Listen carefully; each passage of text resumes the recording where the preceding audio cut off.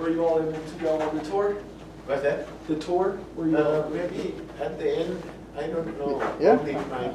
Because your presentation is too long. Oh, mine? I'm not gonna talk very long. Yeah. I'm just gonna briefly Yeah. say everything. Like I was telling you, I think I was trying to get like a start for PhD defense. Right. So. Yeah, I think if these guys see that, they will get nervous. I'll go last. Maybe 3-4 slides, you have 23 slides. I'll go last, so that Yeah, way yeah, there's a that's right. natural cutoff. Yeah. I have Sorry. I have only 3 slides. Yeah. So I think That's good. what we should do is not today, it's already too late, right? So pick a date, something maybe not too late, like 3 o'clock, 4 o'clock, something like that. Mm. So then find about 1 hour, Yeah. then I can show everything. So, Yeah. Okay.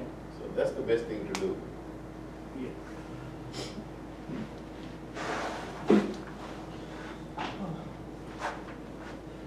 Chandra, how are you doing today?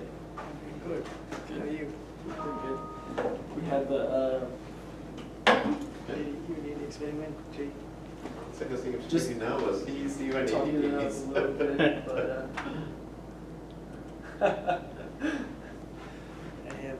if I had more time before I sent it to you, Yeah. I probably would have cut some things out. Yeah, yeah, I know. So- Yeah, but this is good if you want to do proposal defense or something. You Just can to do this start, one, yes. something to start, and Yes, then you yeah, can that's say, good, actually. "Oh yeah, that's not good. Yeah, yeah. That's too much. Just Right. cut." Yeah, yeah, no, this is good, yeah.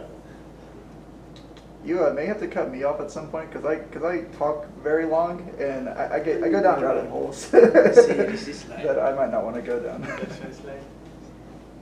Okay. That's very good. Very colorful. How did he get the outline for the U of L PowerPoint? Did you just look it up on Google? There's template. There is template on. You can find that. I couldn't find that. Dang, I feel like I'm really slacking. I think I have all the presentations downloaded now. So I want Zane to go last. I have a hard cutoff. Yeah. I have to be home for. I have people coming over at 7. So then you want to go first? No, it's okay. Yeah. I'll just make sure that I'm on time. Yeah, so, yeah, if you start at maybe, so only person missing is Hansaka, right? Israga. Yeah. You shouldn't. This one goes here, yeah, he went to get that. Looks like Hansaka is too nervous, he just sent me edited version. Yes. Yeah. I was looking at mine when you sent that email.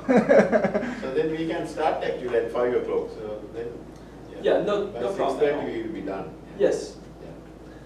So then let me know, you guys decide and let me know good day for you. Actually Thursday would be the best day for Probably. me. Yeah.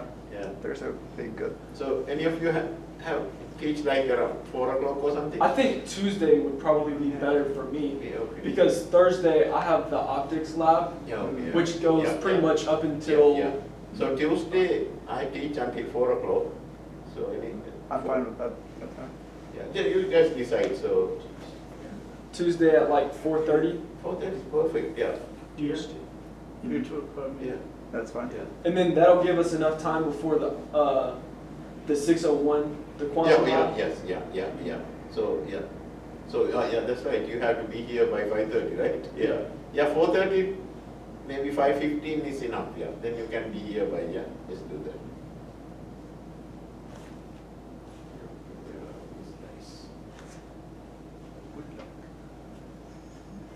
So who wants to go first? I'll go first if you want. Yeah, go first. Okay. Jacob. Yeah. Show us how it's done. We are okay. Show you how it's Actually, I think I'm gonna nominate Jacob to go right before me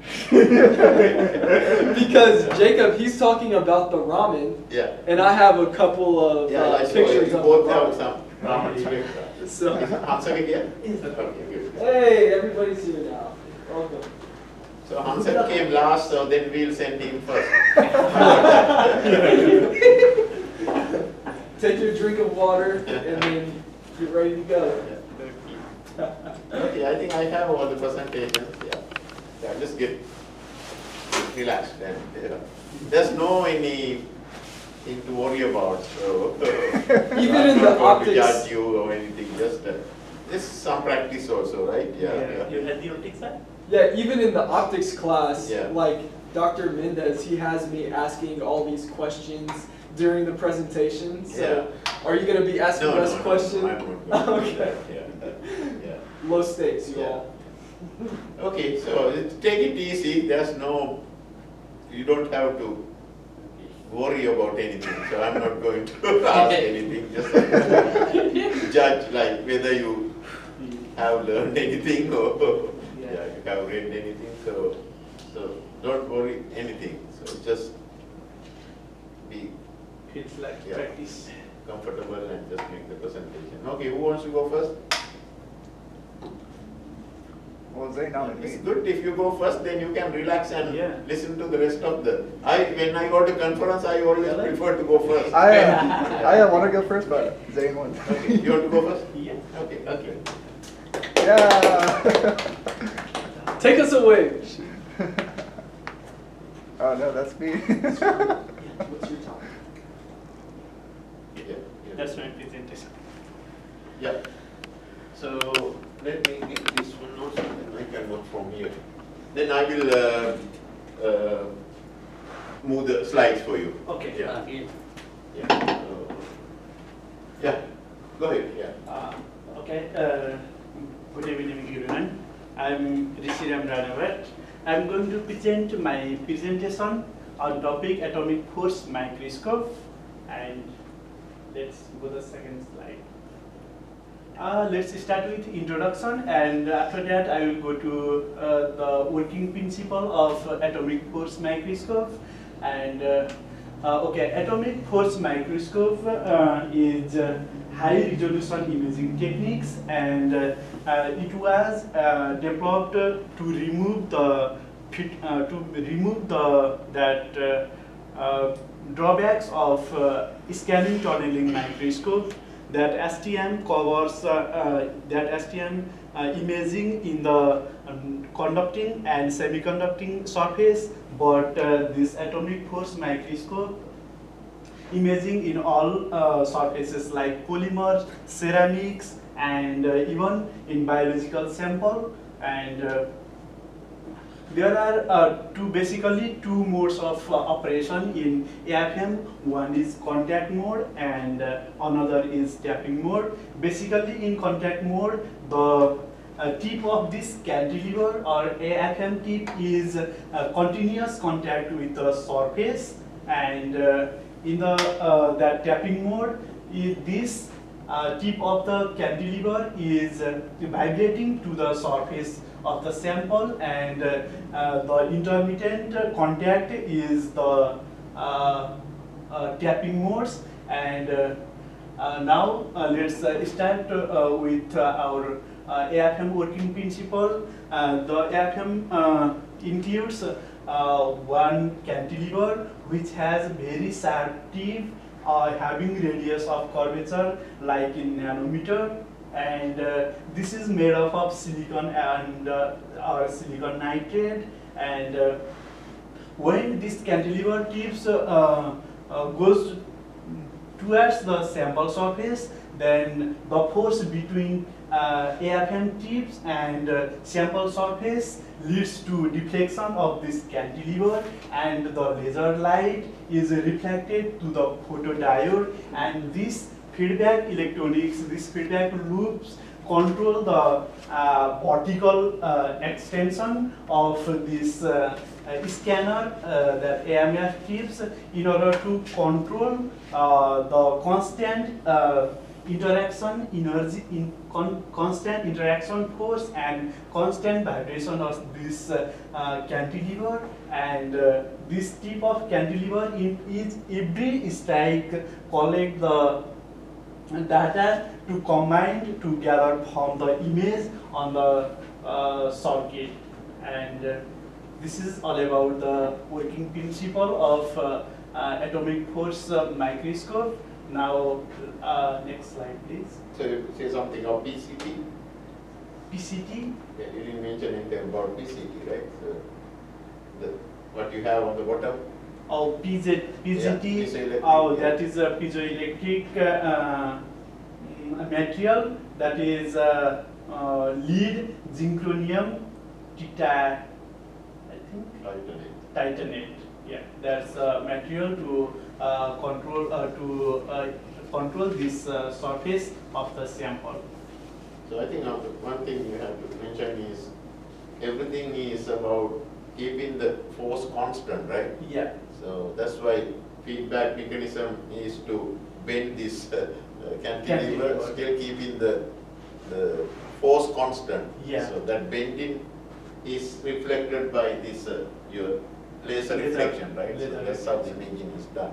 Yeah. Yeah. We talked about the contact and tap-in mode, right? That's Yeah. basically remembering that atomic potential Yeah.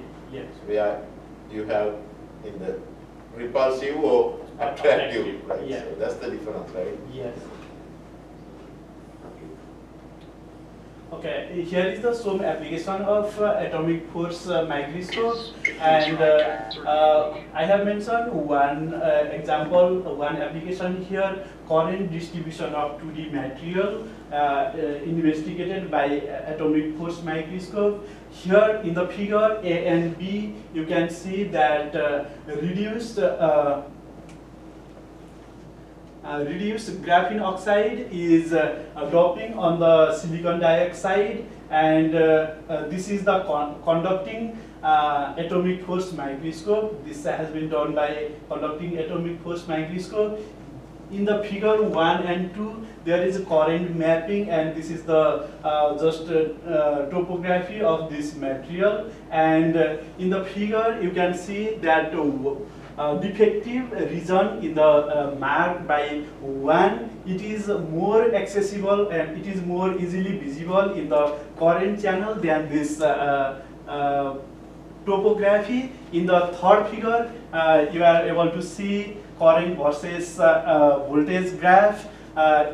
Here, point 1 is that multi-layer region, and point 2 is monolayer region, and current distribution at multi-layer region is 3.95 plus minus 5 times greater than that of monolayer region. And so by taking this reference as a standard in a parallel capacitor, it is found that in every layer the monoatomic charge in monoatomic layer is 1.3 times smaller than that of multi-layer, and this shows that current distribution is a function of thickness. It depends on thickness, and that figures D, E, and F, there are some lines there, the thickness and that current distribution. This shows that one. Yeah. So you have to be careful when you talk about this current distribution. This is basically IB, right? Yeah. Actually, there's a maybe straight line or maybe little. So what here you are showing is the logarithmic of I. Yeah. So if you take typical IB, that's something I think everybody should understand. So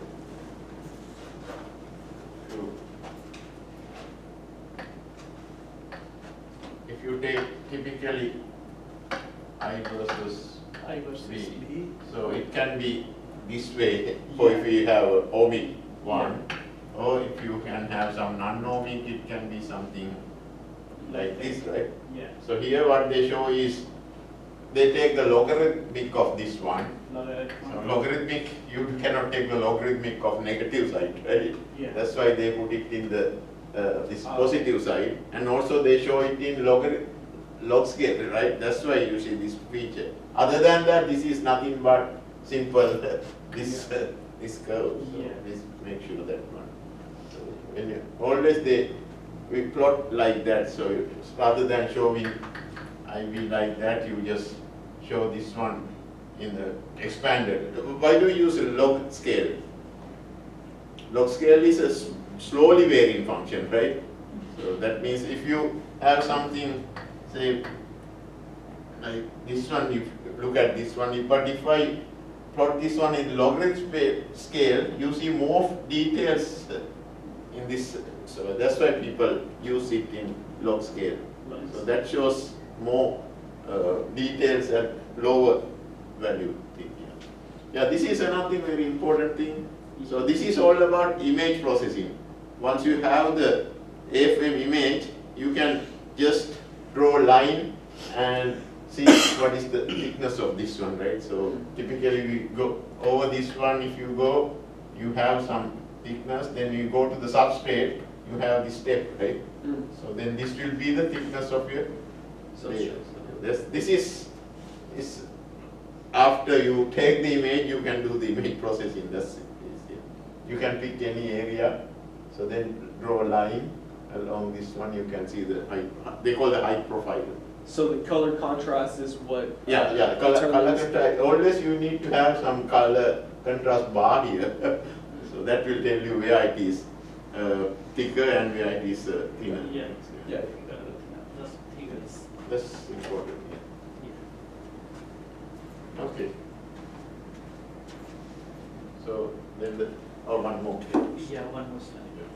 Okay, then I have another application that is atomic force microscopy of biological sample. This is living cell imaging.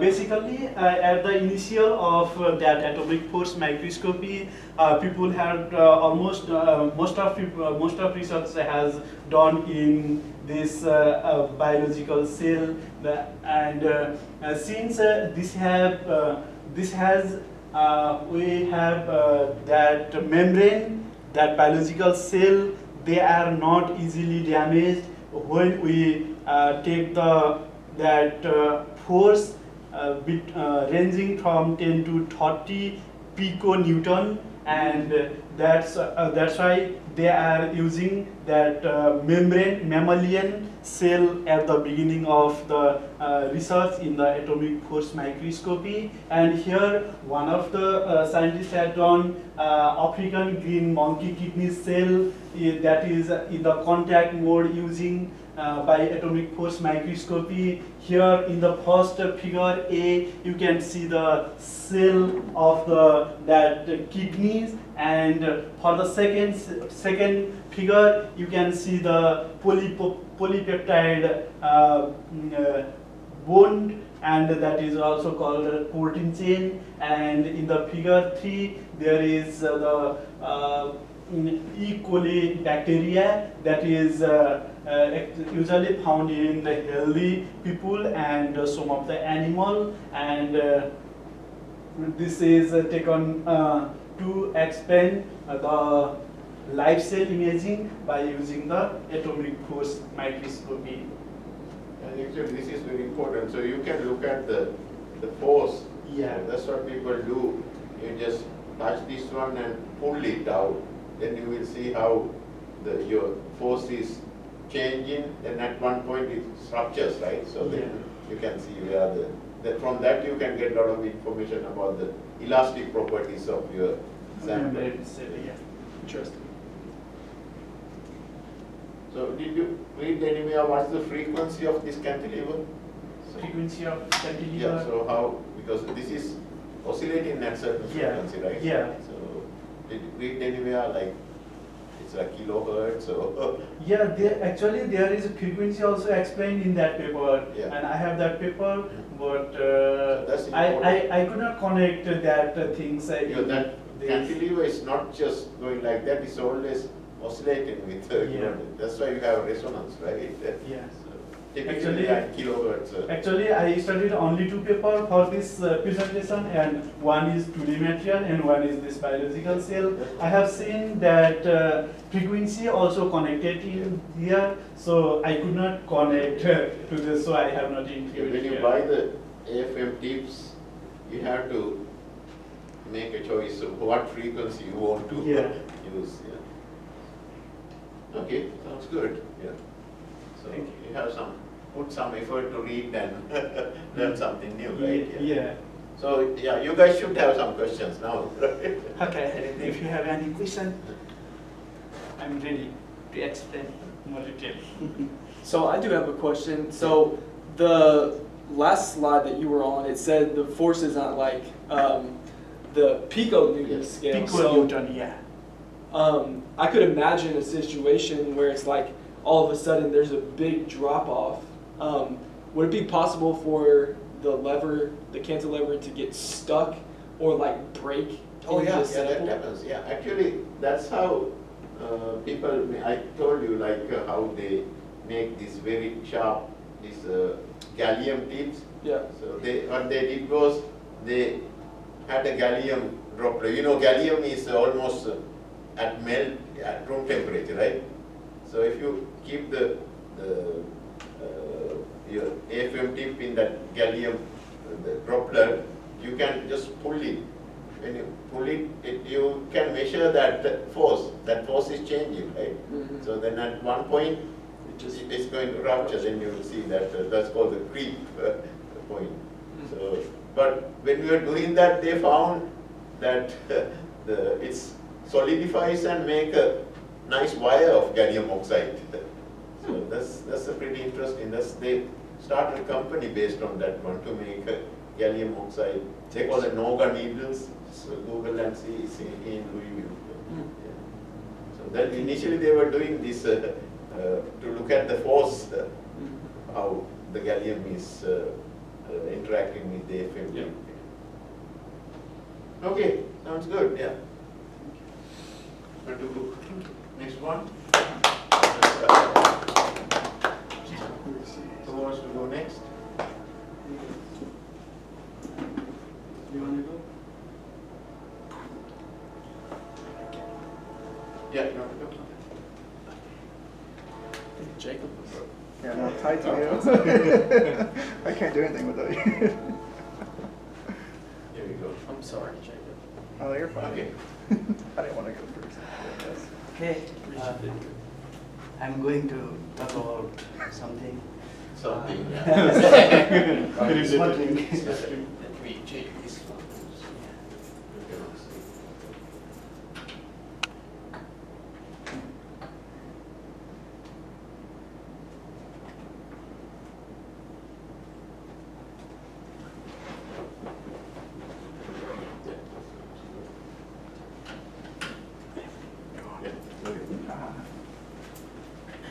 Good job.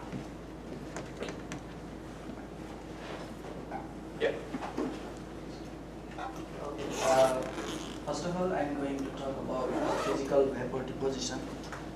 It is a process of thin film deposition which involves a transition of an atom from target as condensed phase. First, it transforms into a gas phase, and then it is deposited on substrate as solid phase. So, PVD process generally there are two types of PVD process. One is sputtering, and another is evaporation. So today I am going to talk most about sputtering. So it involves the ejecting of atom or molecule from a target, from a surface called target to another layer of some material called substrate, and in which we will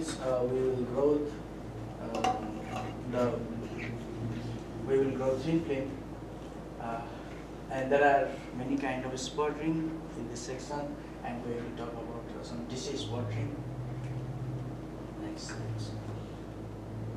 Okay. So in DC sputtering, we apply a DC voltage between two electrodes, two parallel electrodes, and one electrode. The surface, the target atom is connected with a negative voltage, ranges from this voltage, and the substrate is connected to the ground, is through which we want to deposit a layer.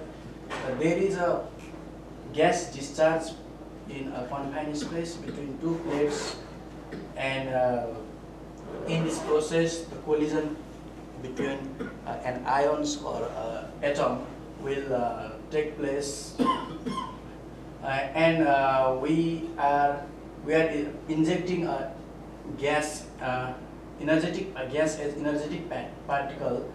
This energetic particle first collide to the surface of target, and there is a reaction take place. Is first of all electron and atom combine together to form ions and two electrons, and due to the voltage applied, there is an electric field between two electrodes is created, and due to the effect of such electric field, the ions and the newly formed electron start to accelerate. The ions accelerated towards cathode and electron accelerated towards anode. The ion that reach the target have sufficient amount of kinetic energy, which causes the emission of further electron called a secondary electron, and the excited species of the Argon atom, and due to electric field they again start to accelerate towards respective cathodes and ions, so that we can get a cascade of this reaction, and continuous collision between atoms and ions causes the ejection of atom from the substrate, and then it is, goes towards the substrate. So in this reaction due to this reaction, chain reaction, cascade reaction, the equilibrium position of plasma will be maintained, and so in this type of collision, this type of collision is very short range interaction. This ion interaction, we can consider only the neighbor atom here. So if ET is the energy transferred to the target atom by the incident ion, according to the conservation of energy and momentum, we have the formula ET over EI. This is the energy transfer by the incident particle to the target material. Target material. This transfer energy is maximum when the cos square theta is 1. That means theta is nearly equal to 0. That's it. And you can easily prove that equation, right? Just the energy and momentum conservation. Yes. And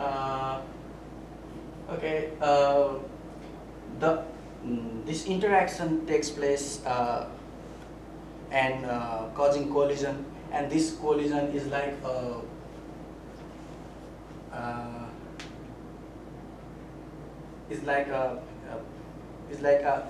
will dissipate energy as lattice vibration.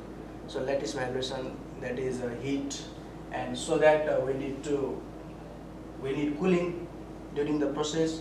So cooling can protect the substrate from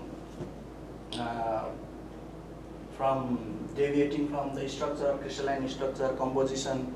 So it prevents such things. And next slide. So actually you need to cool these two plates are getting heated.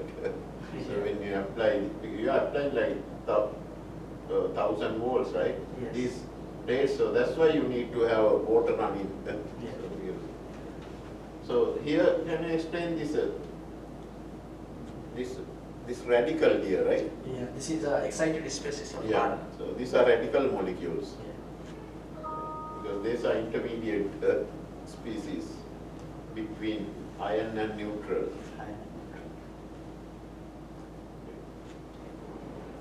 Okay, sputtering yield is a parameter that defines sputtering, which is defined as the number of atoms or molecule ejected from target for incident ion, and it depends on the mass of incident and target and energy of the incident particle. So here is a table, some specific sputtering yield. So the sputtering yield is smaller value and some material have higher value. If any material have very low sputtering yields, that means it requires high amount of energy to be ejected from the target. And so from table, we can see the better sputtering yield offered by the argon ion. So Which is- first you need to see, you have to, if you go to this equation, right? So this tells you the energy transfer. So but it also yields depends on this incident ion, right? So how do you do that one? So that's you can do by increasing the plasma power, right? So or even heating something. That's how. So Mi is easy to change, right? What's the incident? Incident part. So that depends on the mass of that one, right? Mass. So that's actually mass, yeah. And Then this is also also mass. a target. So that's what you are trying to explain, because some materials are difficult to remove the atoms, right? That's why first we are included. Okay. So if mass of target is increased, there is some decrease in sputtering yields, and mass of incident and the sputtering yield have a linear relationship. So, and in table we can see the argon have offered more sputtering yield value, and so that argon is most employed gas in the sputtering process, not only because of higher sputtering yields, it is also very cheaper than other So one. you have to say is Mi is not the only parameter, right? Yeah. So Mi, if that is the case, xenon must be better, right? It has higher mass. So but the argon has better yield, Argon, right? So because that's not a direct proportional to Mi, right? So we have some conditions coming here, this Mi is coming here. So that's a complicated relationship here. Yes.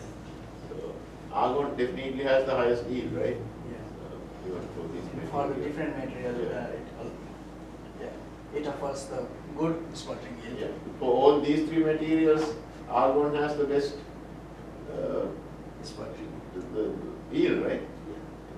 So you can look at aluminum, silicon, titanium, they all, the argon has the best yield. This has to do with, it's, I think, optimized this Mi and things like, it's not, higher Mi doesn't mean you have better yield. That's what you have to do. Okay. Go to next one. Yes. So this is DC magnetron sputtering. In this technique, the magnet is attached behind the. So previous one was just DC sputtering, so nothing, right? So now we are going to talk about DC. magnetron sputtering, DC. Yeah. Just introduction of DC magnetron sputtering.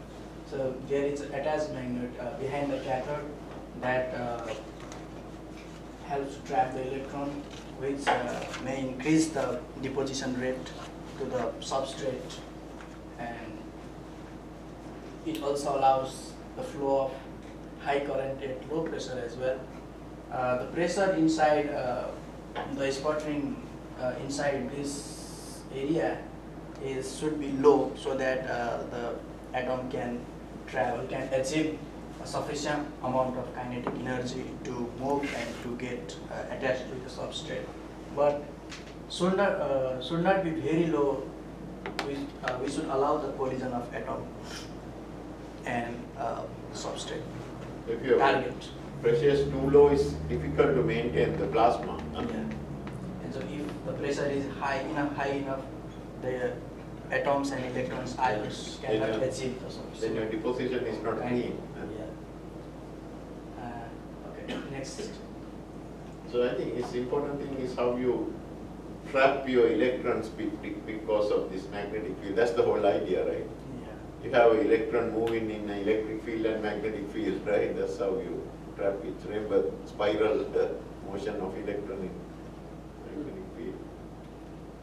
Okay. There are some features of DC sputtering. It is inexpensive technique to deposit or to thin film deposition. It is used in a variety of industry like semiconductor industry or processing of integrated circuit. It also used in jewelry coating, metallized packing, plastic, etc. The one main disadvantage of DC sputtering is it cannot discharge the insulator targets. So there is a limitation, and to overcome this limitation, there are more complicated technology that can be used for insulator targets such as RF or radio frequency sputtering or high power impulse magnetic sputtering. These topics I have not included in this talk. It's not complicated. So we know DC, you cannot have sputtering from DC, right? Insulator. So only thing you have to do is instead of DC, you just use a radio frequency Radio transmitter. frequency. It's not.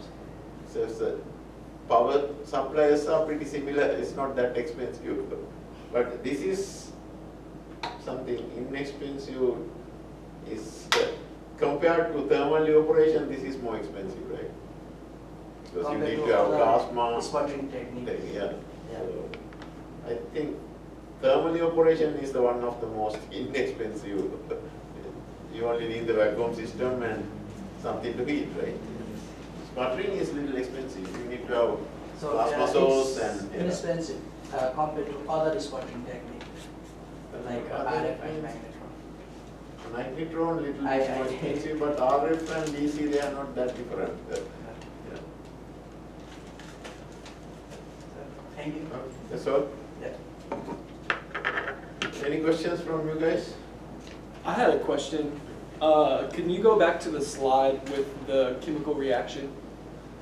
So, argon being like noble gas, like, is it the momentum of the electron that like knocks the valence electron out into the vacuum level and then leaves the argon? I guess I'm just a little bit curious about that. Yeah. I It's think the energy. If you have sufficient energy, you can knock out any electron from. So that's why if you heat to really high temperature, right? So here, by putting enough energy to the electrons, so that enough to make a photo emission kind of. It's just the energy of this electron. so. It's just about transferring energy Yeah. and momentum. Momentum is not critical, right? You have to overcome that binding, that energy. It's not the momentum, it's completely the energy what you need to dissociate that.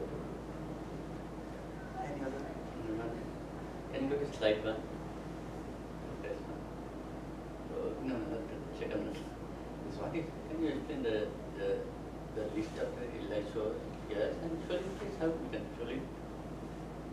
What do you mean by it? So, from gas target, phase, yeah. solid? So what happens when you heat the solid, first it has to liquefy, right? So then it evaporates. So if you start aluminum, it's a solid aluminum. When you heat, it becomes a melt, right? So from the melt, it's you have. So unless you have something, it sublimes. If there's a sublimation, then there's no liquid, right? From solid to direct gas phase. But you don't do any sublimation here. It's all about evaporation. Evaporation cannot happen from solid to the gas, right? So that's called the sublimation. So if you take like even gold, if you put in the tungsten boat, when you heat, what happens? First you will see the gold jumping up and down, it's a melt. So then it evaporates. So any metal before it, unless it is subliming, so it has to go from the solid to liquid to vapor. That's how it is, right? So there are few metals, they sublime. So it doesn't have to melt, right, from solid to that.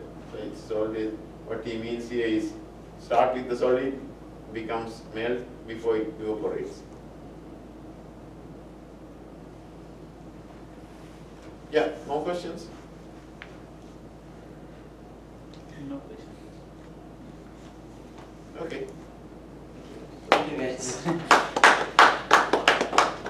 Good job, bro. Good job. Good job. Yeah. You want to go next? Okay.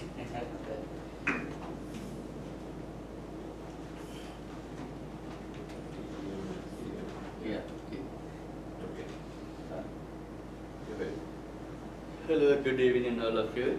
My presentation about talking about TEM and SCM.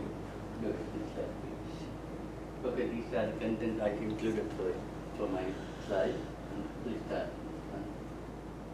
Okay, right. Now I explain here what are the limitations of our the microscope. Okay, you know now in the naked eye, when we are using eye, without any equipment, we have limit. We cannot see very small items. So that is why we need some invention. People invented different equipment to see smaller objects. Okay. Otherwise, also we invented telescope to see large objects. But in this case, if we want to see a small object, we invented microscope. So first of all, people invented optical microscope. So in optical microscope, it has limit. It cannot go beyond 100 nanometers. If the object is smaller than 100 nanometers, it cannot be detected. But Okay. we discussed about that. People have beaten the diffraction limit. So you cannot see that one, right? So 100 nanometers if you stay in the 100 diffraction micrometer. limit. So this is some old Yes, slide you have. Now we discuss about that, right? So you can go below 100 nanometers if you can beat that diffraction limit. Okay, yeah, just go ahead. Okay. Sorry, now then, okay, you know now, to see, if you want to see viruses, bacteria, small for size of atom, it cannot be detected by light microscope, so we need optical electron microscope. Because, you know, the major reason is resolution. Resolution. If the size of the particle is less than the resolution, it can be detected. Okay.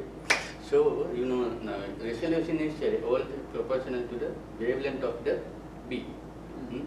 So, in electron also has both particle and wavelength properties, wave properties. So, by using the equation, we can calculate the wavelength of the electron. Then, that wavelength is responsible for the resolution of the electron microscope.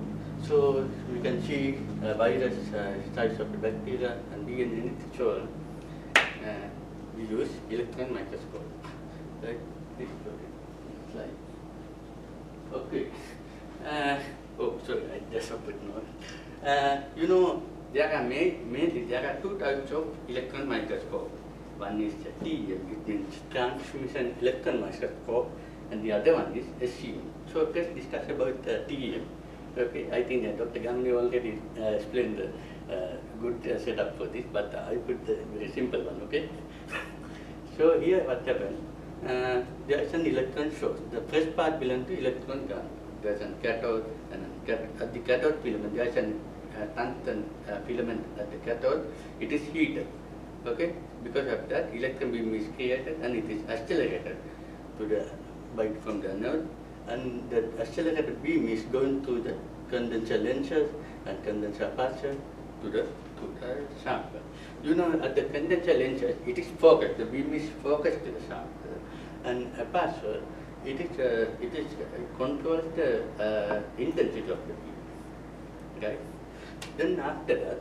Then when the beam goes to the sample, it is transmitted. So transmitted beam is again controlled by some lenses. Those systems belong to image producing system. So in that case, what happens?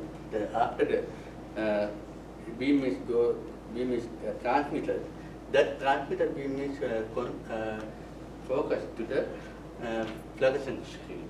Okay, and before that, and it has also has objective lenses, objective aperture, selected area aperture. At the first objective lens, what happened? The beam is focused to the fluorescent screen. Okay, and the objective aperture it is also control the intensity of the beam, and then from the objective lenses it produces secondary image of the sample, and that secondary image then will enlarge. It is developed by intermediate lenses, and final image is on the fluorescent screen.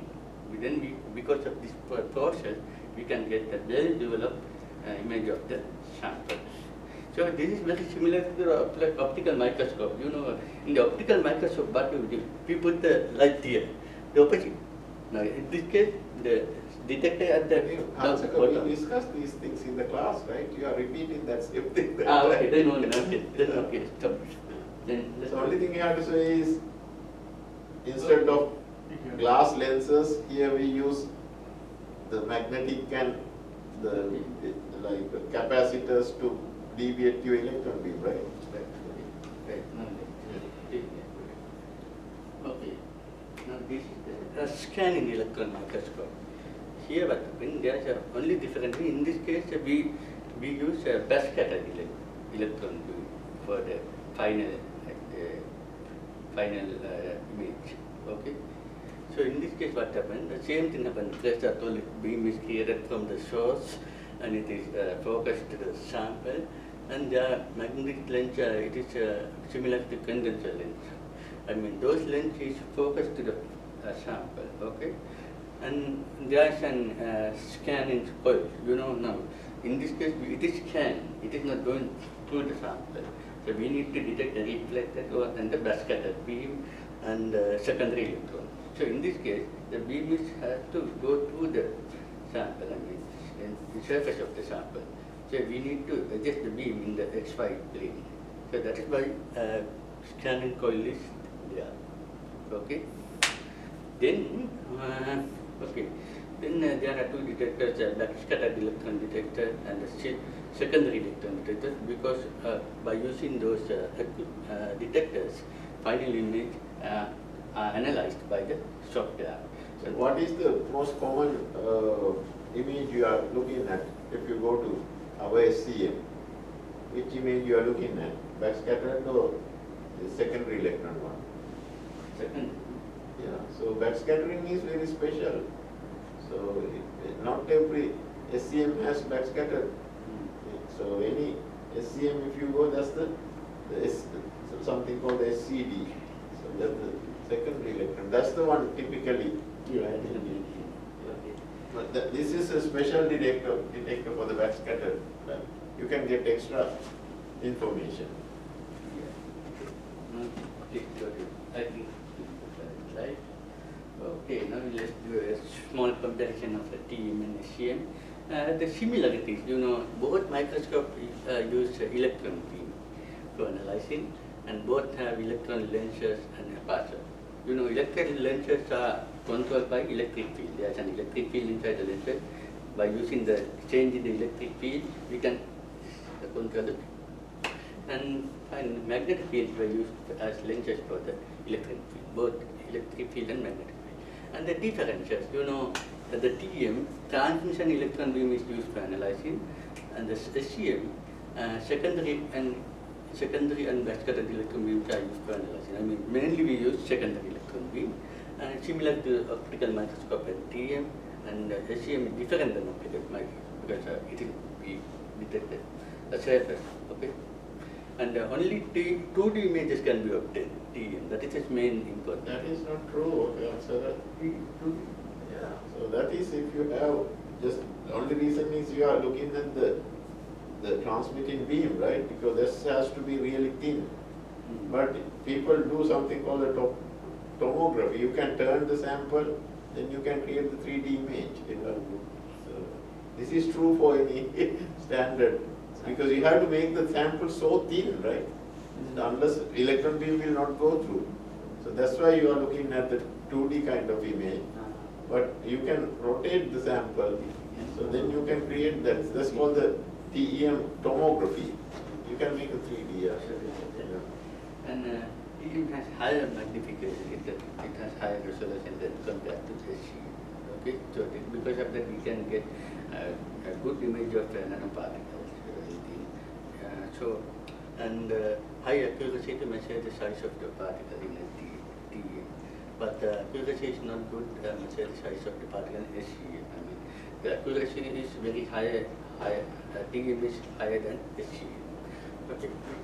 So I think that depends on the size of the particle, right? If you are measuring like 10 nanometer particles, SCM gives very good resolution. You can measure. Generally, shapes like that. No, because if you want to measure 10 nanometers, a TEM is not good. You cannot measure that large one, right? So you have to depend on what size particle you have. If you have like few angstrom or few nanometer sample, then SCM cannot do that. It depends on the range of the sizes. Okay. Okay, there are some couple of examples of the images, TM images and SCM images. Like I said, the accuracy you can see by comparing. The neatness of the images are very, SCM is better than TEM. Okay, you know now these are the red blood cells. I mean those microscope are not only useful for us but also for biology. Okay, so right. And then there's a technique and the references I use and people. I was expecting something new, so this is exactly what I discussed in the class, right? I was hoping people to give me a little bit, something that I didn't discuss in the class. But you got some new images, and other than that, not much. Something more than what I taught in the class. Okay, that's fine. Oh, you guys have any questions?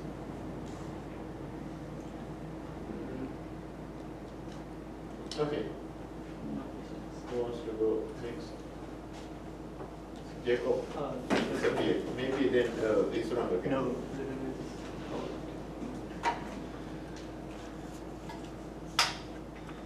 I had some animation that I didn't use.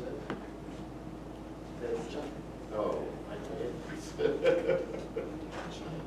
There are some demonstrations you can Can we stop this animation? I That's fine. Yeah, those are. Hey, that was good. Let's take that. You got the videos. This wrong is all high tech. I hate these kind of animations. He said he hates it. You're off to a good start. Yeah. That's good to allure some kids. I like. Yeah, we're all kids actually. Okay. So I'm going to teach you about the. Teach. Yeah. Actually, like I'm here to present some insight about the turbomolecular pump, which was, if we look at the history of the turbomolecular pump, it was invented by 1958, which was actually like some sort of modification and improvement to all molecular drag pumps which were available at the time. So this was made so that. Then what you should do is show the molecular drag pump first. So how can people know improvements unless they know the drag pump, right? Yeah. Okay. You have to have side-to-side comparison if you show that, right? Okay. Okay. And here I have a cross-sectional diagram of what happens in a turbomolecular pump, which I'll be explaining later. And I have another cross-sectional image of a real turbomolecular pump. So this turbomolecular pump basically works by forcing molecules in our chamber, like out of the chamber using these blades. And this one we can use the turbomolecular pump for high and ultra high vacuum needs. Actually, turbomolecular pumps are being used in LHS also, along with iron pumps and other types of pumps. So if we go to physics behind the pump. You want to go next one? Yes. So the pump forces air molecules from the chamber using the pump has two types of blades. like one set of rotor blades and then next a set of stationary blades, another set of rotor blades, stationary stator blades like that, and then this is connected to a backing pump. So I will explain you why we need a backing pump also in addition to our turbomolecular pump. That we discussed in the class, right? Why we need the backing pump. Yeah. Yes, sir. So Next one. yeah. Before I tell you how the turbomolecular pump functions, we just need all of you already know what mean free path is. Basically, it's the average distance between two consecutive collisions of molecules in a gas. Like here, I have given you the equation when we consider these gas molecules as rigid spheres. And when it is considered that way, mean free path is given by V over P square root of 5 kT over 2m. Here, I want to highlight that mean free path is inversely proportional to the pressure when other things are kept constant. So, We covered all this in the class, right? Yeah, okay. So usually in normal atmospheric pressure, the mean free path of air molecules is about 70 nanometers. So, which is to force air particles out of from the blades downwards, we need the distancing between stator blades and rotor blades to be at least the mean free path, which is 70 nanometers, which is practically inapproachable. So what we have to do is, I told you there's an inverse relationship between pressure and mean free path. So what we can do is, we lower the pressure so that the mean free path increases to get us a practically feasible gap between the blades, about 1 nanometer, so that when an air molecule collides with the blade, it will always be forced downwards.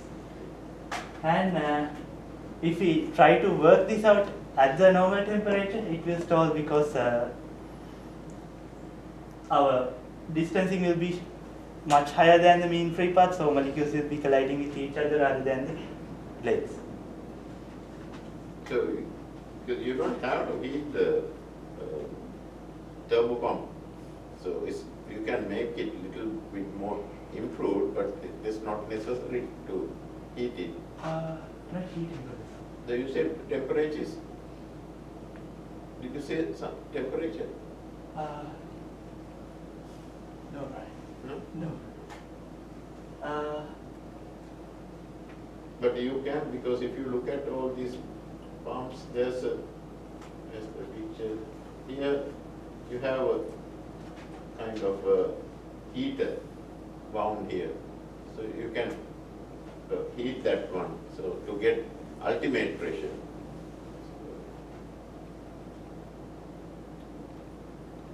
The only thing you have to say is, by this speed, you are pushing the air molecules out, right? Yeah. Like in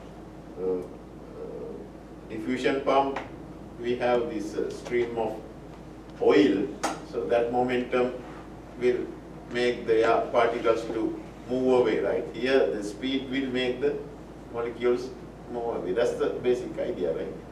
And This is a clever design, how you have this stator and these other plates to do that. That's the clever part of this.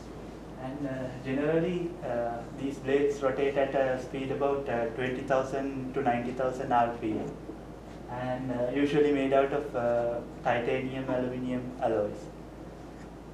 And if You see, when you start the pump, initially you will hear very slow, eventually it's becoming so fast, right? Next one. yes. And in this slide, you can see 3 diagrams. This is a classic rotor, and there are 2 more types. We needed a backing pump, so still we will need a backing pump in the wide range rotor types. Like these are just 3 types of turbomolecular pumps which are available. The speciality with the wide range rotor is that they have normal blades, and then we have a compound, like there at the end you can see another compound pumping mechanism, so that the backing pump you need won't be as you don't need a powerful one as the classic rotor for these two types, but there are again some cons which really which comes along with the wide range type also, because at the third bullet point you can see that classic rotors, they can tolerate more harsher conditions than the wide range type. But still people always use the backing pump.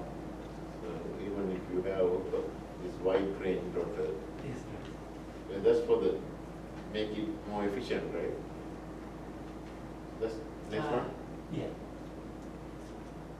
And at the end, compared to other I'm going to show you the pros and cons of turbomolecular pumps. Actually, the best things about the turbomolecular pump is that we can always achieve high and ultra high vacuum conditions using turbomolecular vacuum pumps, and then so in the compression ratio varies exponentially with the square root of the molecular weight. So in this, because of this reason, turbomolecular pumps are more effective in pumping out heavy molecules, like gases with heavy molecules, compared to gases with lighter molecules. Like when it comes to pumping out helium and hydrogen, it's more difficult in turbomolecular pumps. And then this has moving parts, so there will be mechanical wear, tear, and vibrations.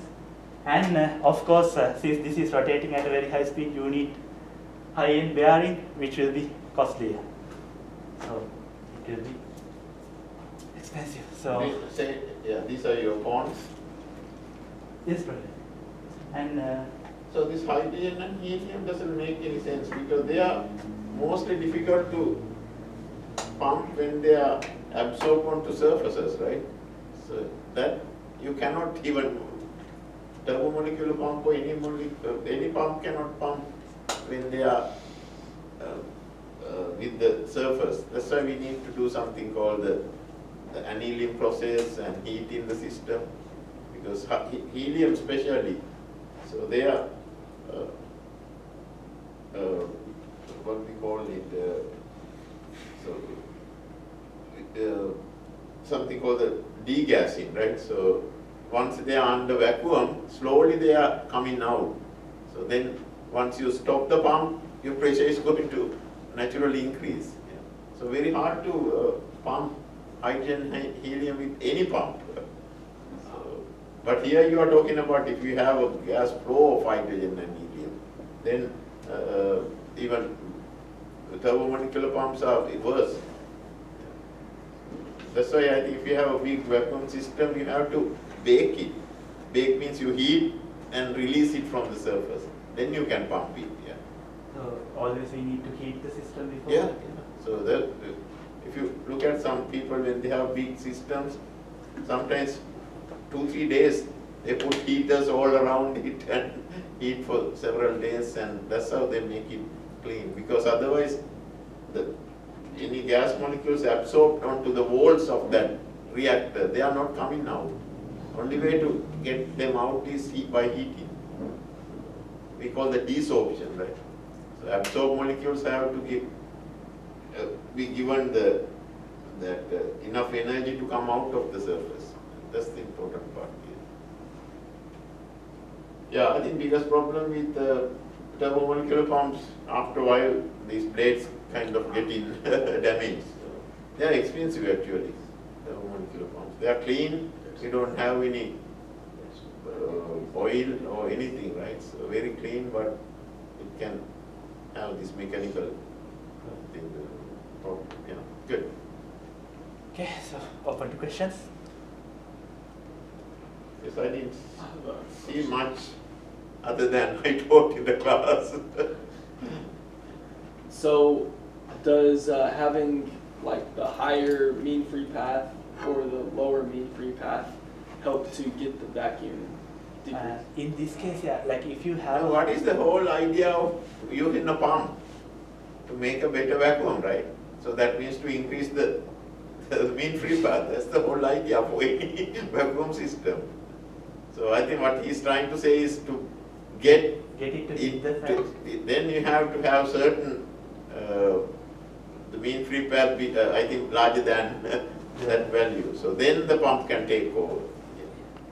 So eventually, if you have a good vacuum, you have a very large mean free path, right? I think what he's trying to say is to begin with, right? Yeah, so that we Yeah, yeah. molecules hit the That's how these blades are designed. It's here. Okay, good, yeah. Okay. Good job. Good job. Good job. Unlike me. Yeah. You know, No, Let me take a sip of this. Yeah. yeah. On time, everything. Yeah. How much time do we have? What's that? How much time do we have? Oh, you can take any time you want. Oh, well, I may ramble, on things. Oh, that's and, fine, yeah. I don't probably want to, spend too much time No, on don't worry about it. On slide, You're- slide 3, there's kind of like a small derivation. Okay, oh, Where you're it's like- right, yeah, yeah. Well, oh no, just click on Okay. the slide. You'll see what I mean. You keep on clicking, it'll. Oh, you're on Yeah. this equation, oh, you have spent a lot of time typing this equation. Uh, Oh, I like this, you have the polarizability equation. yeah. I mean, That's what I want to see, something more than what I taught in the class. Exactly this one, yeah. So, okay. I may scramble because I'm Oh, kind of that's nervous fine, and yeah. stressed because Yeah, I I'm in can front of my help you with that. best peers, but. Do you want to go back to the introduction slide? Oh, yes, please go back to the introduction. Yeah, I don't that's why I don't know why he jumped to the third one. Oh, well, no, I just want to show you, Yeah, it's good, yeah, just cool down and just, don't be don't worry nervous. about You got it. this. Go ahead, yeah. So, I chose ramen Trust because I have a little experience in it from my undergrad days, which was like probably a year ago, so not too long ago.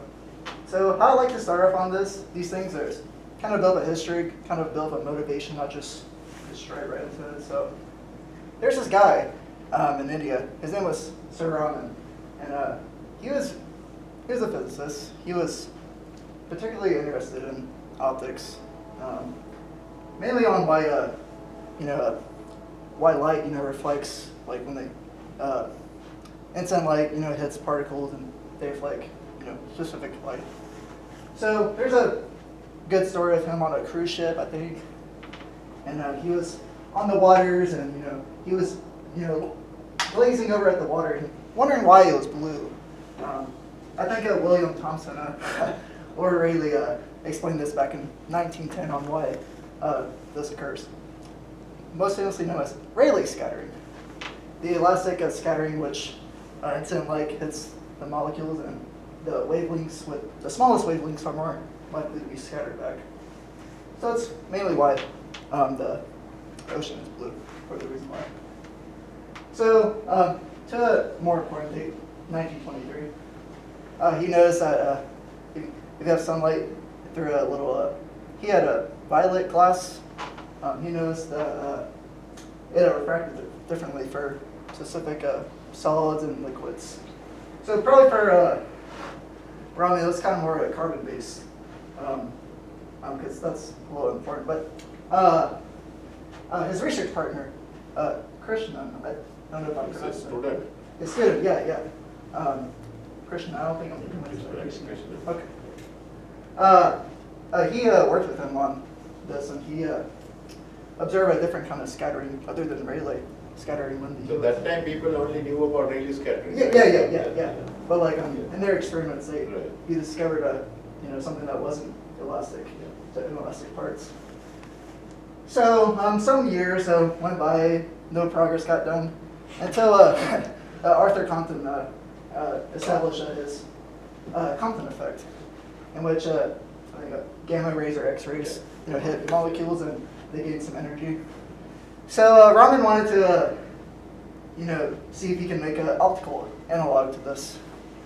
So he made his own spectrograph in 1927, I believe, or 1928. Yeah.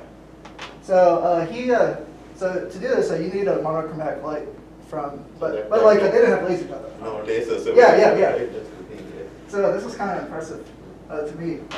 He used a mercury arc lamp, in which case that there is a little a spectrograph, and he created this spectrum of benzene. This is measured in inverse centimeters, because E equals, Yeah, that's what, still people measure in centimeters. yeah, because it's proportional to energy. Let's see what else. This is his famous spectrograph that he used to measure this. So, all right, this is a little history building up to what I want to talk about. So, For next one? next one. So Dr. Gamini kind of explained the quantum kind of derivation of this. So I was like, all right, how about the classical? Probably be good. So pretty much what the Raman effect is when an instant light hits a molecule, molecules jiggle at a certain frequency. There is a induced dipole moment when the light is scattered back.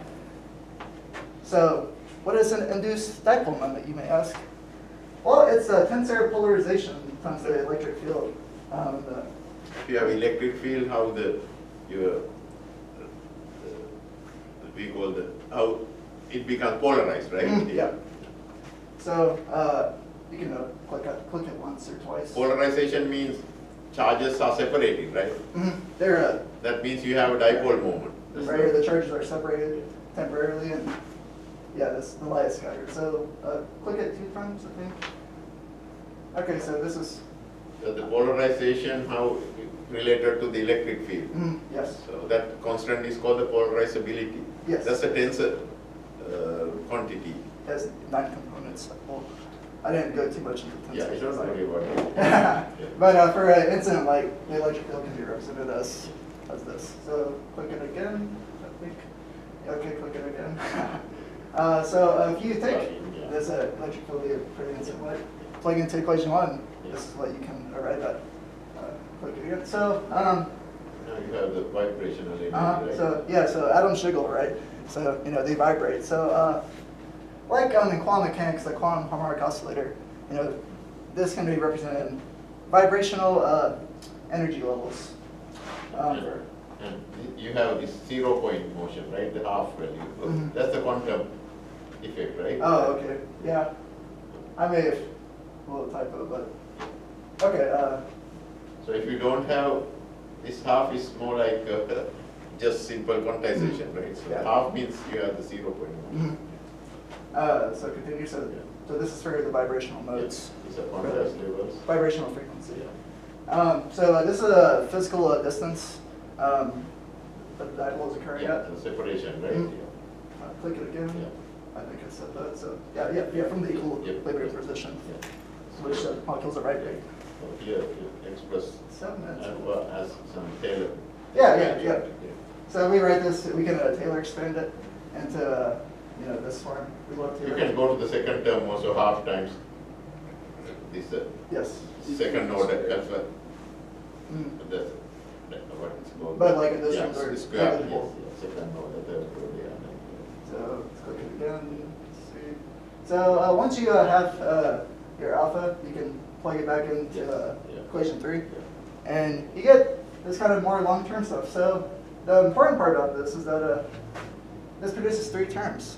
The first term being the Rayleigh scattering. Yeah, so you can see the original frequency also same as this term, right? So now this one has That's the difference frequency from the. decreased, Mhm. this one has frequency increased, right? Mhm, 3 Yep. times, yeah. So this middle term, so Raman scattering is an inelastic process in which Rayleigh scattering occurs. This thing called Stokes scattering that we talked about sort of occurs, not sort of, but and then anti-Stokes. So Stokes is when the incident light hits the molecule and then it goes to its virtual state, comes back down, it loses some energy. That's the most popular one. So Raman scattering occurs when about 1 in every 10 million photons from the light source hit the molecule. Very weak signal. Yeah. So for the anti-Stokes, that's even weaker. I don't know the precise numbers, but it occurs a lot less than the Stokes. I think same with the Maxwell-Boltzmann distribution. Yeah. So Yeah. that's exactly, this is the temperature. Mhm, yeah. This is the most important thing from this whole thing. This is the Yeah. kind of the selective rule. Yes, Right? yeah, yes. This alpha, E alpha over dq, that means your polarizability should change when it is polarized, right? So unless that happens, you don't see any Raman effect. Right. Yeah. And if it's This is the zero- most important thing. Right, if it's zero, then, you know, this whole Yeah. term just goes to zero and then just Rayleigh scattering. Very good. Go ahead. Yeah, just running out of time. So this is kind of like what I showed in the last slide. You know, here's your Rayleigh scattering, here's your Stokes scattering, here's your anti-Stokes. So like I said, goes up into this virtual energy level, comes back down. But for this one, this is where it's already kind of excited. That's the important thing. Yes. Molecule is already at excited Mhm. state, right? So then you are kind of annihilating that effect. Yes. Yeah. So this is the essence of Raman scattering, which C.V. Raman got the Nobel Prize for. He actively hunted for the Nobel Prize. He was going to get it. That was his determination. Actually, it's funny, like he bought the ticket to, I think, even before the Nobel Prize was Mhm. announced. Yeah. He was that confident. he was that sure that he was Yeah. going to get it. I think there was a group in Germany at the time that did it simultaneously. No, in Russia. Russia, yeah. So they had seen similar effect actually that time, yeah. It's funny how things like that work simultaneously. Yeah, even DNA molecule, right? So- yeah. Wow. So, yeah, that's Raman scattering in essence. So let's go to the Raman spectroscopy, applying this. Yeah. So you have your source light, preferably monochromatic, meaning single wavelength. So in my experience, I use a 532 nanometer, like green light. Here we use 632 red light. The difference meaning for higher wavelengths, the longer the It shift. doesn't matter what you are measuring, it's the change in your Yes. data, right? So that was something that we didn't get quite to explore. But you know, pretty much every laser here comes here, mirror, comes down to sample, goes through a few filters to filter out the Raman, not the Raman, the Rayleigh scattering, because you know, there's like Raman scattering is 1 in every 10 million photons. You don't want to collect the other, you know, lots of the other Rayleigh scattering photons that come back. So. Usually we call that plasma line, so you have to remove that laser Right, plasma right. line. And there's special equipment to filter that. So after this one is just the spectroscope, right? You have diffraction grating and Yep. disperse and get the. Mhm. And there The goes important your- thing is to get this backscattered light back to your spectrometer. That's yep. the whole idea. Yep, and then you'll see your charge coupled. Yeah. Here. So, next slide, I guess. So to apply this, this is at APSU, Clarksville, Tennessee. Actually, this is ocean optics spectrometer, right? Yeah. So I didn't fully build this. I was kind of my professor. His name is Dr. Donev. He sort of kind of guided me on how to operate this machinery. So kind of like in the last slide, there's a laser behind this system. It goes to this mirror, goes through a filter so that the light's not very, bright, because this can damage your eyes. That's kind of why every time I see green light, I get, kind of, stressed. I'm like, oh, bad times. Goes up to this mirror, goes through another filter. Then there's this, a bunch of, a nice picture would be nice to show what everything in here, but it comes down to the sample, and then pretty much like last slide, you care about the Raman scattering. So you have the camera here, or? Yeah. There's a light, and there's a camera, and then the detector. So there's this fiber optic cord. Yeah, you can see it. Yeah, it's a bit hard to see, but this is the best picture to try to encompass all of it. But it's pretty much the same process as the last slide. So this was a very applicable thing to do. So I took a few. So I did a little kind of work on graphene. Not too much. I'll let you talk about that. But these were commercially bought CVD samples we used to show how Raman spectroscopy can be deployed to identify single layer graphene. because that's a little important. So that's not really my subject today, but this first peak, it's a G peak. I'm not. I think it's a first order phonon process. No, so this is simply carbon-carbon Mhm. peak. So you should see about around 1300, you will see something called the disorder peak. Yes. So the second order, that peak is what this one is. Yes. The Mhm. 1300 times 2 is almost 2600, right? Yeah. Isn't it for steam graphene? Yeah, this there's actually, no- this involves 2 phonon process. Yes. Pretty much the main takeaway from this is that for single layer graphene, you're looking for this G peak versus this 2D peak. If Yeah. this is smaller, then that's pretty much guaranteed first single layer graphene. If you go to the next slide, there's a comparison for single layer versus multi-layer, kind of what that looks like. Yeah, you can see 2D mode is going down, right? Yep, yep. With more additional layers, there's more interactions. That builds up the G peak significantly. I think almost linearly. So, yeah, I don't have a thank you slide, but thank you guys for. Good, yeah. I I took like 15 that minutes. you are polarizability. That's what exactly I wanted to hear. Okay. So everybody should remember, if you are looking at the Raman, polarizability is the thing to look at. So if you don't have that d alpha or dq finite, you don't see the Raman. Right. So. Good, good. A question from? Oh yeah. Any questions? I'll try my best to answer. Applying to other things than just research. If your lead one gives you a diamond ring, per se, and if you want to identify if it's actually diamond or not, you can use Raman spectroscopy to confirm it. Diamond has a very sharp peak. I don't have that, but I could show it. That 1300 peak is really 1332, sharp for diamond. Yeah, it has a very distinct peak, so if you want That to is confirm. because diamond has, I don't know your family, it has sp3 bonding. Graphene has sp2 bonds, right? Mhm. Yeah, SP3 is very sp3 bond you get symmetric, around yeah. 1300. That's a huge, very Mhm. strong peak. Yeah, so. I have a question. So going from this step, DQ to alpha, what is, like, you're saying that alpha is a function of Q. So where do you get to that step? So it's a polarization, right? So it occurs from the distance from the charges that separate. So DQ is pretty much like That's the separation between the two charges, right? Mhm. Separated already. yeah. So the polarization occurs about like 1/10 of the bond length. That's kind of sort of what I implemented here. I didn't put it there, but. So when you have the polarization, you have opposing electric field, right? Because you the molecule becomes polarized. That means you have. See, this is why I think it has. Right.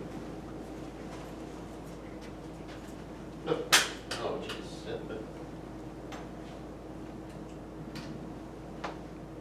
Very great.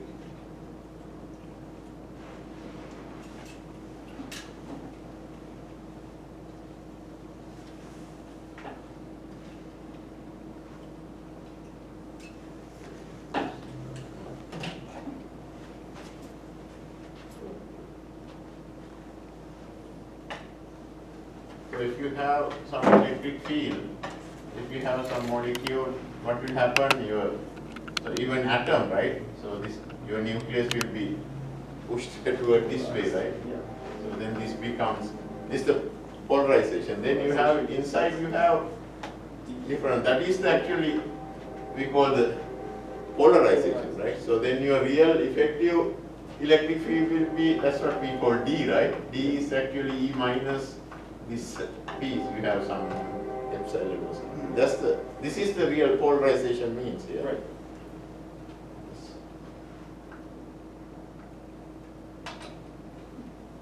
Okay. Cool. Yeah. Now is the long presentation. I won't talk that long. Don't worry. Oh, I'm sorry I ate up your time today. No, no, no. That's good. That's good. I love to talk when I'm not prepared. Okay. Okay, thank you. Good, yeah. Good job. a lot of my slides are just pictures. Yeah. And, No, I like you had some new insight. and also, I won't talk too much about the chemistry Yeah. because we could spend a lot of time on chemistry, but that's not my strong suit. So I'll just do a brief Yeah. overview of the Yeah, chemistry yeah, and that's then good. we'll go. So can you go to the next slide, please? So what is the idea behind chemical vapor deposition? Before I talk about why we use CVD, let's talk about what our goals, what our output goals are. Hydrogen is a very important material, syngas, in the energy storage system, and one of the most efficient and popular ways to get hydrogen production is using what is called the steam methane reforming reaction. And you can see that if you calculate the Gibbs free energy from this, you can the amount of energy that it takes to put into the methane plus the water would be 142 kilojoules per mole. And then out of that reaction, you get the carbon monoxide and the hydrogen production. So this is the still worst, I think, widely used method of producing hydrogen. Yeah, This is a methane reform reaction. yeah, Just very take widely methane used. and heat with water, that's it, right? Very widely used. But the carbon monoxide is very toxic gas to people. So what they do after this reaction is called the water gas shift with the carbon monoxide gas and more water. And this one actually is energy favorable. It's a spontaneous reaction. So the carbon monoxide with the water, you can get heat out of it, and that will produce more hydrogen with the carbon dioxide. And so we all know carbon dioxide is a greenhouse gas, and whenever you produce lots of hydrogen, you're going to get more of this greenhouse gas. So what's a way that we can produce hydrogen with no carbon dioxide emissions?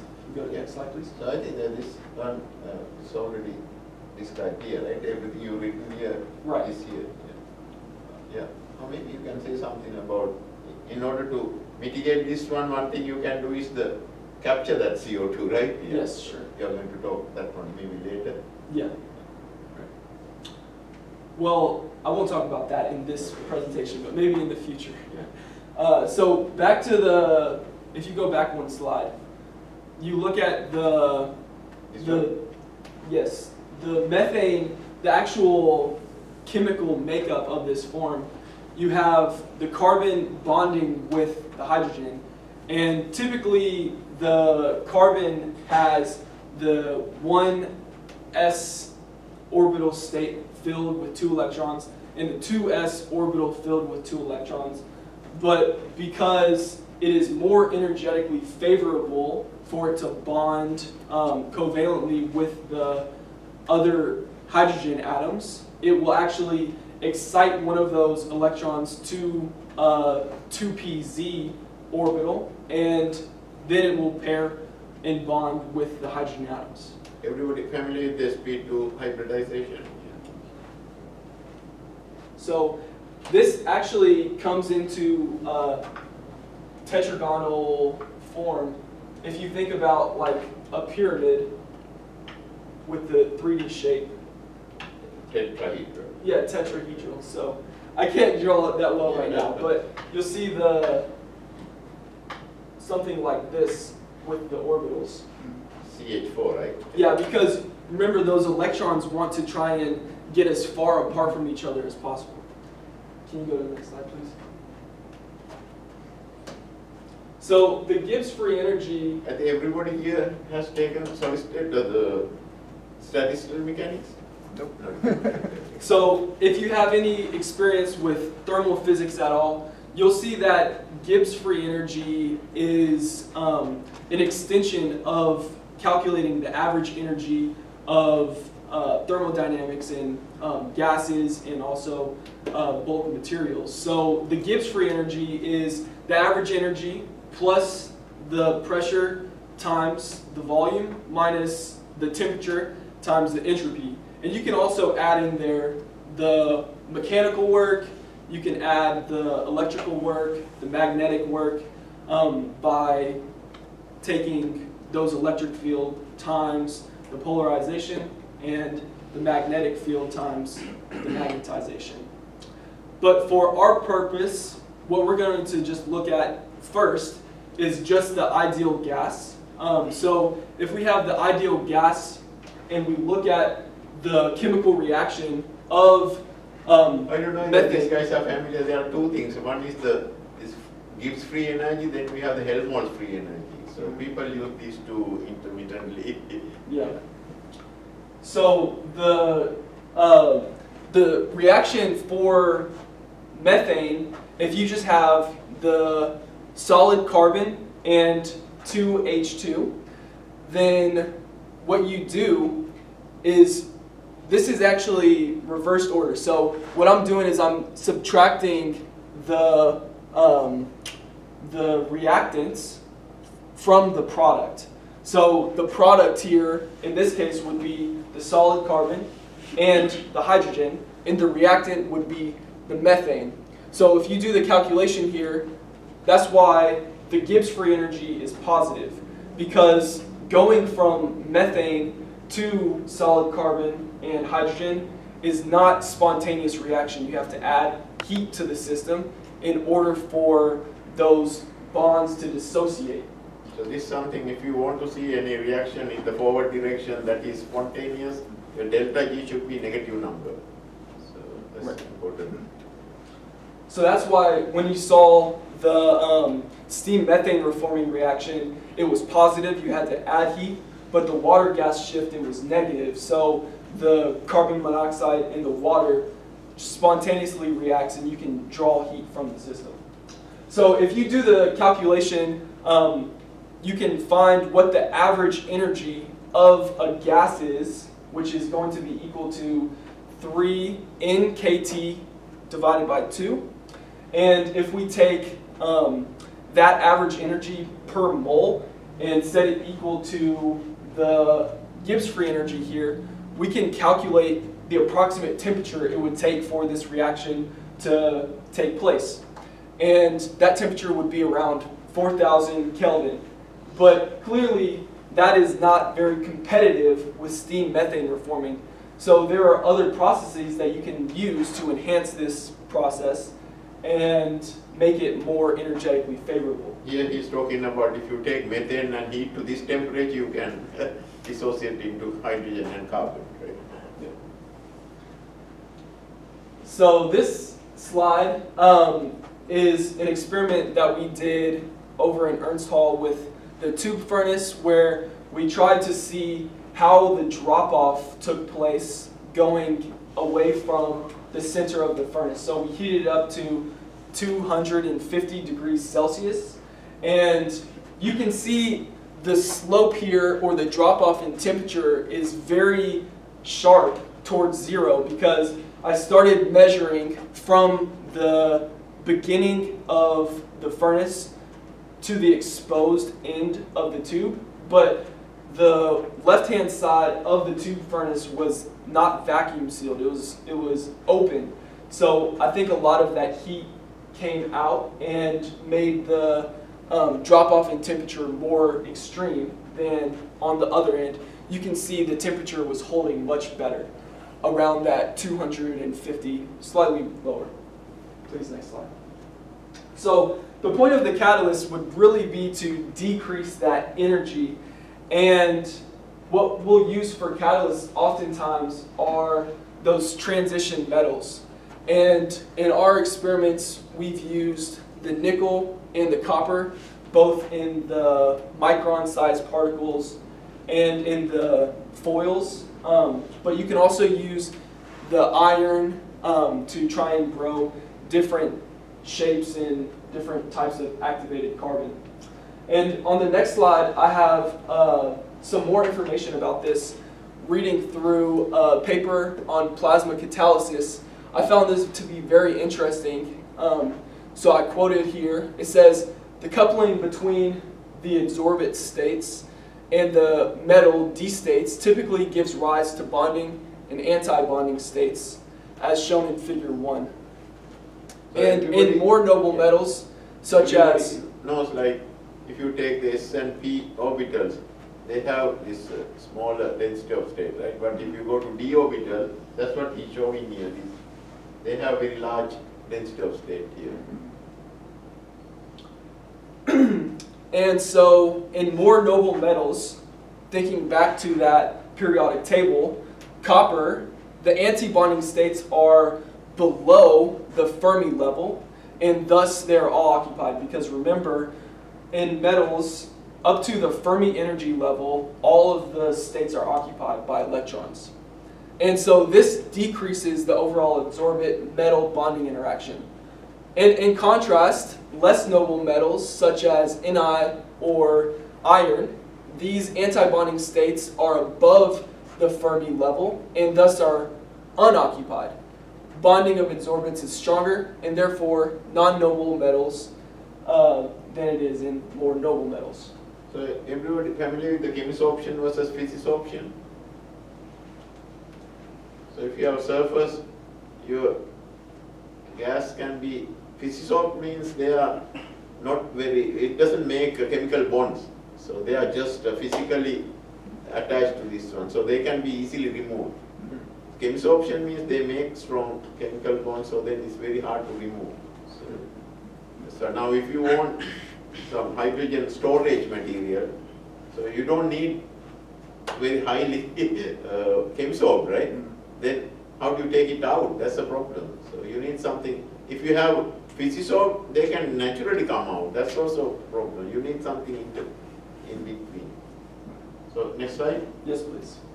So on the catalyst surface, there's a lot going on here. So not only does the Fermi energy level of the catalyst matter, but you also have the crystalline structure of the catalyst, which has a high impact on the results of the absorption of your gas flow. So one way for the gas is to go directly onto the surface and then turn into radicals and emit these hydrogen gas and then repeat the process. Or in the gas phase, the molecule can desorb onto the catalyst surface as these radicals CH3 and hydrogen, and then the hydrogen will then emit from the surface and not bond with the catalyst. This is at some moderate temperature still, right? You need some. Yeah, so in our experiments, whenever we use the catalyst such as the copper and the nickel, we can see some results around 1,000 degrees Celsius or close to 1,300 degrees Kelvin. But with the copper, you have to be careful because whenever I first started, I didn't recognize that the melting temperature of copper was relatively low, right around 1,100 degrees Celsius. So we couldn't see anything because the copper had just evaporated and melted. So you saw copper deposited on the glass, the quartz tube. Wow. So we had to make sure, but the nickel, they have a much higher melting point than the copper. Next slide. So there's different ways that the carbon can bond with the catalyst. So if you see in part A here of the figure, the molecule can go directly onto the surface, and So that is actually ethylene molecule, right? C2H4? yeah. And then also you can see in part B where the molecule is dissociated, and in part C, these carbon-carbon bonds are starting to formulate on the surface.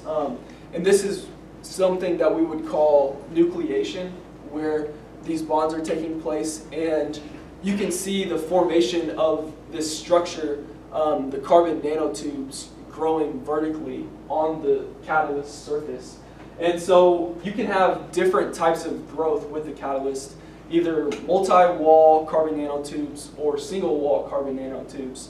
And that has to do with how the carbon reacts with the surface.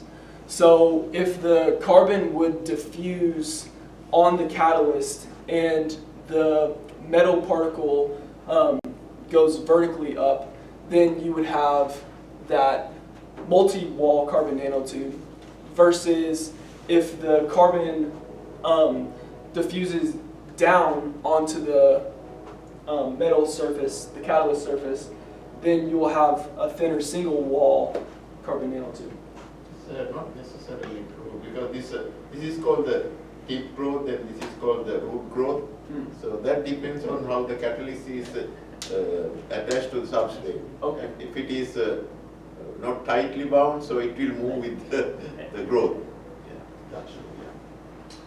These next few slides we'll go quickly through. So this is just an example of like how you would have the boat to put your sample into the furnace, and then in this experiment we used the copper foil and silicon to try and see if we could grow graphene using CVD at high temperatures on the silicon and on the copper. And then the next two slides you'll see the heat ramping up. So we have in the ramp up phase some inert gas, the argon hydrogen mixture, which is about 40% H2, 60% argon. And that's because the hydrogen is flammable gas. It's dangerous to handle. So We are not allowed to use Don't 100% go hydrogen much unless more we than that. have special safety cabinets. So you need to always dilute with some like argon or helium. So because it's explosive? Yeah, Yeah. and explosive. same with the silane that we talked Flammable. about Okay. earlier in class. So the argon hydrogen mixture is flowing the whole time through the ramp up, because you don't want the sample to be heating up and the tube to be heating up without any gas flowing through it. And then whenever we get to the maximum temperature, then we have experimented with both having only methane flow and methane flow with the inert gas to try and combine with the radicals and also pull out any of the molecules that might be residual in there. And you can see this nice glow in the tube furnace that is emanating out from the furnace even beyond the insulation. So right here, we're It's just under... the heat. Yeah. You can retain hot. Yeah. Like this 1100 C, right? Yeah. So right here, even with the 30 SCCM, so if you recall, we had talked about the standard cubic centimeters per minute. So we have the flow rate of the methane, and we can use that as one of our parameters to change the growth effects. And with the pressure here would be maybe slightly under 1 torr. So in comparison, that is maybe a little bit less than atmospheric pressure. So we're still below atmosphere. Next slide, please. So looking at the high temperature growth, we actually took a sample with the carbon, the graphene. You can see the 2D peak here showing up at right around 26 to 2700. And this was the high temperature growth on copper. And that's why in Jacob's slide, you didn't see any of this background. But looking at it directly from the copper and the Raman, you see a lot of this background reflection It's a lot of reflection, right, from the focus. from the copper. So now we have talked about the catalyst, but how can we extend this even further to make it more competitive with the steam methane reforming hydrogen production? Well, one way is to use plasma, and some of the plasma basics we already talked about in class here, so I won't belabor that point. But why is plasma useful in this application? Because whenever you have plasma, it doesn't necessarily need to be at high temperatures. It can take place even at room temperature. And what plasma does, having an electric field and an electromagnetic field, it can input energy into your gas to ionize it and create these radicals. So if you go to the next slide, we'll see what some of these particles that might be floating around in a plasma are. And I got this from the same plasma catalysis paper that I was reading. So if you all are interested, I can share that with you. I found it really useful. You can see the plasma sheath, which we discussed in class, developing near the cathode and the anode.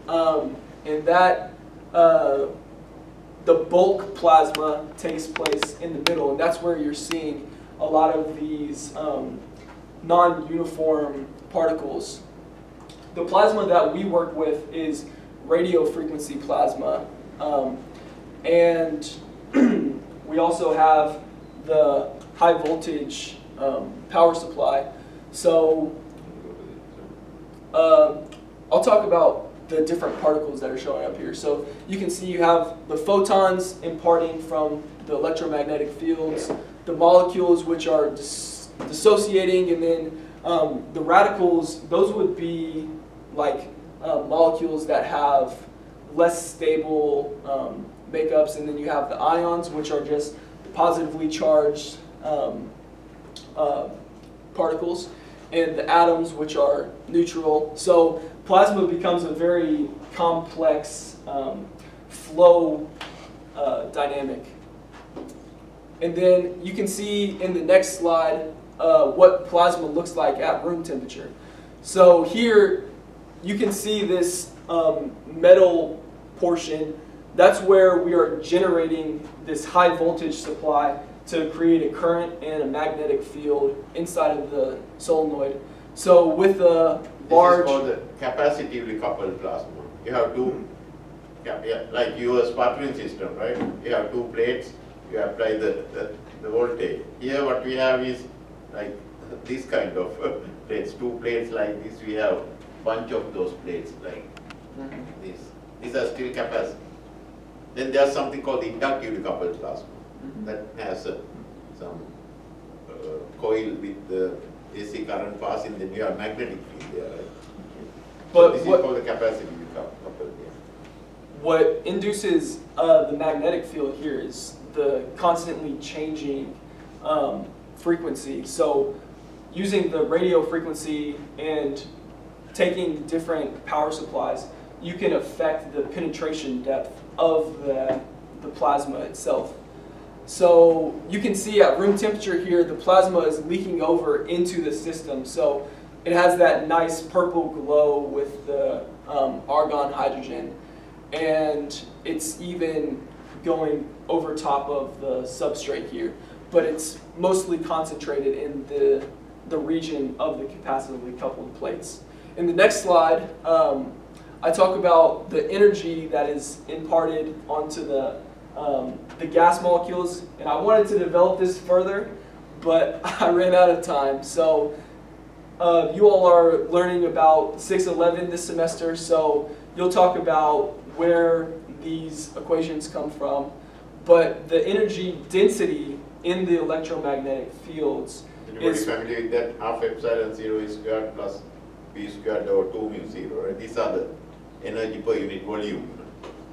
So it's proportional to the electromagnetic field squared. So why is this important? Well, this is important because without having to run a current through a resistor to create this high temperatures, you can still impart enough energy to decrease that 50 kilojoules per mole down even further.